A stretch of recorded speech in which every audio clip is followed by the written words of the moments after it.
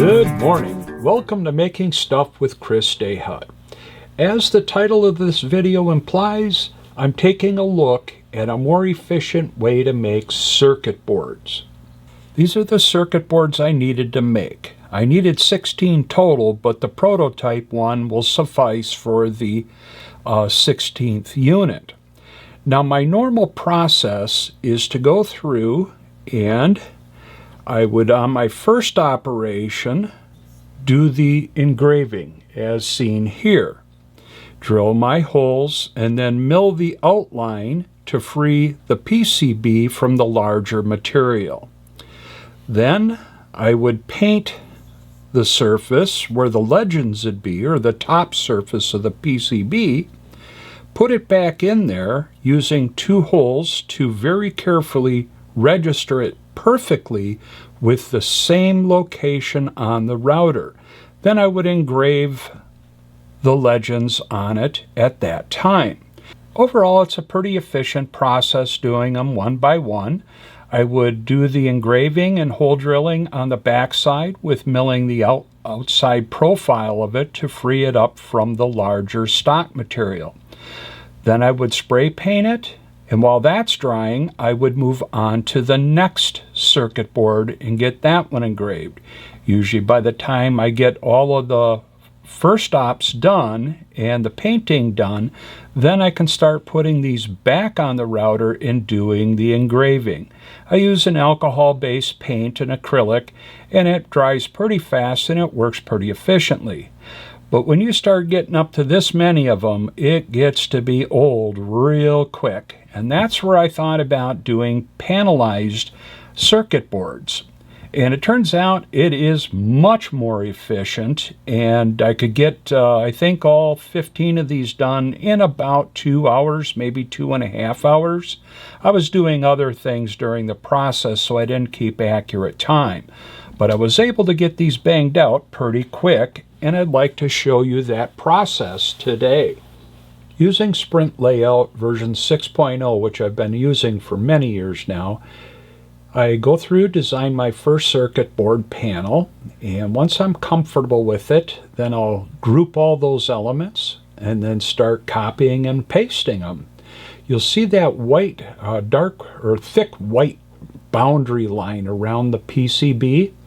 That is showing the tool, I'll call it an end mill, that's going to go around the outside of the PCB to cut it away from the larger panel, which is represented in that grid-like pattern, black and gray pattern behind the smaller PCBs.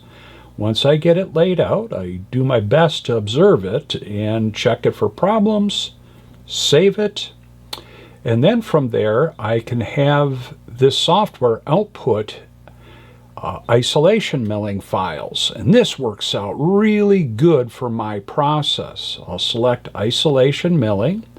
I want to just do the bottom right now. I will mill from the bottom. I don't want to do outline. I do want to include drilling, and that's shown here in the job list. I make sure my units are set correctly and I click create. Now I'll go through and do the top panel, or the top side of the PCB. Export, isolation milling, turn off bottom, turn off drilling, turn on top, make sure I'm doing single line engraving, and then turn on the outline milling. And that's done with that end mill type tool. And then I'll create that job list. Now this job list is not CNC code that I can put in my router. That requires this piece of software. I wrote this in Python a number of years back, and what it allows me to do is open that job list file, and then it'll show me, like in this case, we're looking at the copper side of the PCB, and this is the full panel. I'm going to check all my milling settings for drill depths, speeds, feeds, etc. And then when I'm happy with it, I'll click Process and Save. Now my software is going through and converting this all to G-code style programming that the CNC router uses. It also goes through and plots this while it's doing it so that I can verify I'm getting the exact same output as input based on the sprint layout data. All that looks really good. We will go through, open up another job list for the second operation, which is the engraved side of the panel. Takes a second to load that. Move it so I can see it. Everything looks correct. You'll see the gaps in the outline. I'll check my tooling, speed, and feed information. Click Process. And again, it's creating the G-code program.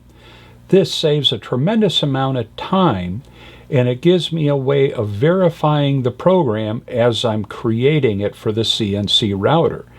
And because I wrote this processing program, it also outputs the code exactly how I want it to for the CNC machine. Now I should note it's not real-time engraving or plotting. It definitely isn't doing that. And that creates the entire program and gets it ready for me to load into the CNC machine. Now I'll start out by setting up the machine. I use double-sided tape to hold the PCB material onto a spoil board. The program is already loaded. We'll graph it out. Look at that. That's exactly what we were getting in the code that I created. All looks good there. Now I'll hit cycle start, and the machine goes about doing its job. This particular CNC machine, it's a DIY one. I built this a number of years back. It has automatic tool changing on it. So it'll go through, pick up a tool out of the rack, tighten it up in the collet, and that makes sure it's good and tight and very consistent. After it tightens it, it'll then go over, measure how long the tool is very accurately, and from there it'll come over after the spindle winds up. This program is probably running 18 to 20,000 RPM for the engraving tool. And then it goes about milling all the traces and pads, etc., so that they are isolated from the rest of the copper. It's just a V-shaped groove. After it does that, it'll go over, grab the next tool, load it in, and this one will be a small drill. I believe it's 33 thousandths, which would be about 0.75 millimeters. And it just goes through and very rapidly drills all the holes. Now we'll go through, change tools again. And all the while this is going on, except for blowing off chips and so forth, I can be off doing something else.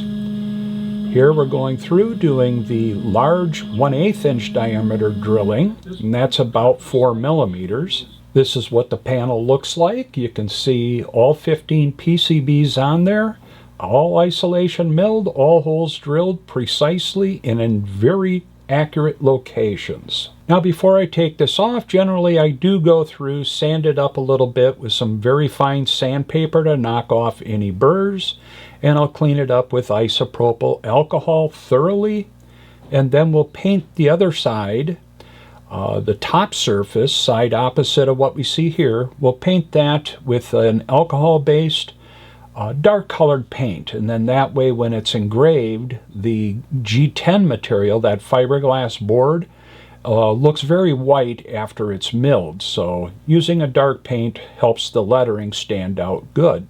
To get this whole panel back on the CNC router and perfectly registered to the same location where it was for the first operation, I used 2 dowel pins that are very tight fitting to align the 1/8 inch diameter holes on both the PCB and the spoil board underneath.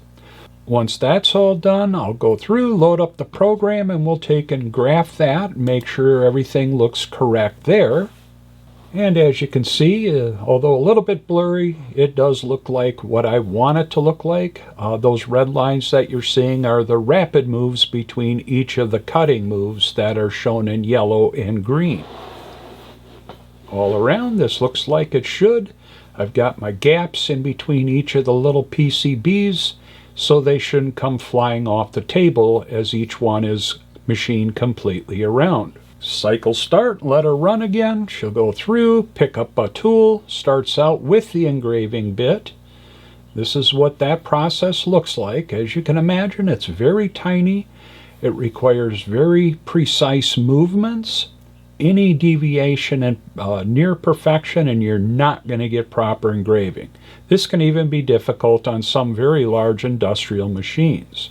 If you happen to notice why the router wobbles a little bit, it's on wheels. Now you're going to see the outside of the little PCBs be cut away. Normally I have a full-blown industrial dust collection system on here, but I can't film with it. So I use a shop vac while filming so that I can show you folks what that process looks like. It'll just go through, mill them all out. This is what the whole panel looks like now. None of them flew off, none of them broke. And everything is just where I want it and just the way I expected it to. Now I'll take each one of them, break them out of that rack, and I'll cut off the little nibs on the edges and sand those edges smooth so that they're not rough or sharp, especially on the copper side. But that's the completed circuit board.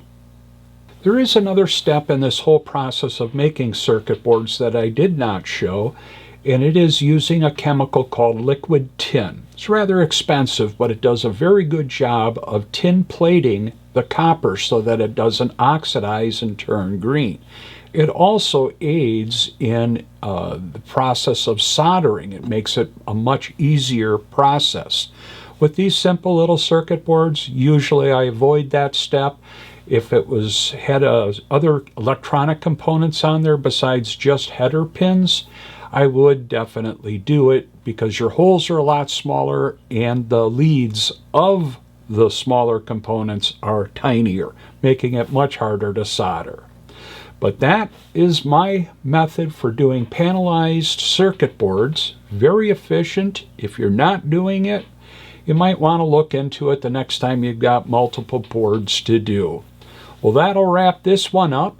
If you have other suggestions, or if you would like to see other parts of my process for making circuit boards in more detail, leave me a note in the comments below. Also, I'll have links to some of my other videos on making circuit boards.